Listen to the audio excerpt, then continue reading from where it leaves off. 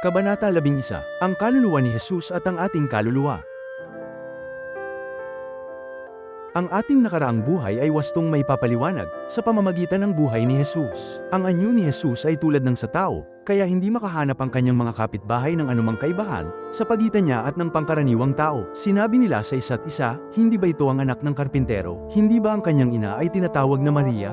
At ang kanyang mga kapatid ay sina Santiago, Jose, Simon, at Judas. Nagpakita si Jesus sa parehong anyo na kagaya natin, upang tulungan tayong maunawaan na tayo ay katulad niya sa katawan at kaluluwa, at upang maintindihan natin ang pangunahing katotohanan ng buhay natin sa nakaraan at hinaharap. Kung ang katawan at kaluluwa ni Jesus ay iba sa atin, hindi natin magagawang maniwala na muli tayong mabubuhay, o napupunta tayo sa kaharian ng langit, at gagawa tayo ng conclusion na hindi tayo mapupunta sa parehong estado gaya ng kay Jesus. Gayunman, kung mauunawaan natin ang nakaraang buhay ni Jesus, at ang pagkatapos ng buhay niya, ay pareho sa atin sa lahat ng paraan, magagawa nating maniwala na tayo ay pupunta sa langit. Upang lutasin ang bagay na ito, kailangan nating pag-aralan ang mga salita ni Jesus, at ang kalagayan ng kanyang naunang buhay, at pagkatapos ng buhay na inilalarawan sa Biblia. Gayon din, kailangan din nating pag-aralan ang ating kalagayan. Nagdasal si Jesus sa pangwakas na panalangin ng huling hapunan ng Paskwa, gaya ng sumusunod. Juan Kabanata 17, versikulo 5. At ngayon, Ama, luwalhatiin mo ko, sa iyong harapan ng kaluwalhati ang aking tinaglay sa harapan mo,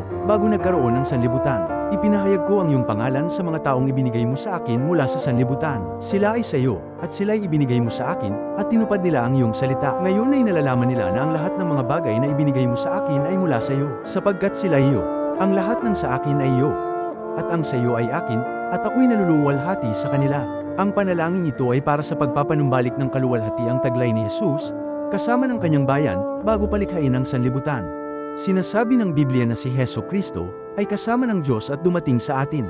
Unang Juan Kabanata 1, versikulo 2. Nakasama ng Ama at sa amin ay ipinahayag.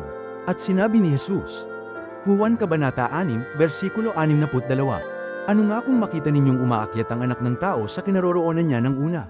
Bago dumating si Jesus sa mundong ito, siya ay nabuhay bilang ang salita ng Diyos, at ang salita ang lumikha ng lahat ng bagay. Si Jesus ang ating Panginoon, na nararapat na magkaroon ng parehong awtoridad tulad ng sa Diyos. Kahit si Kristo, ang salita ng may likha, ay nagsuot ng laman at isinilang sa mundo, sa pamamagitan ng Birheng Maria. Paano pa ang mga espiritu ng mga anak ng Diyos, na nilikha ng Diyos, ay magsuot ng laman at isilang bilang mga tao? Walang pagkakaiba sa pagitan ni Jesus at sa atin sa espiritual na estado maliban sa ranggo. Ang mga karaniwang tao ay ang mga anghel, o ang mga espiritu ng banal na bayan ng langit na nagkasala at isinilang bilang mga tao, lahat sila ay itinapon mula sa langit, dahil nagrebelde sila laban sa Diyos, na tutukso ni Satanas. Kabilang sa kanila, ang ilan ay nagkasala ng hindi sinasadya, natutukso, at inakusahan ng hindi patas at ipinatapon sa lupa. Upang hanapin at iligtas sila, si Jesus mismo ang dumating sa makasala ng mundong ito. Gaya ng nasusulat, Lucas Kabanata 11, versikulo 10, sapagkat ang anak ng tao ay dumating, upang hanapin at iligtas ang nawala.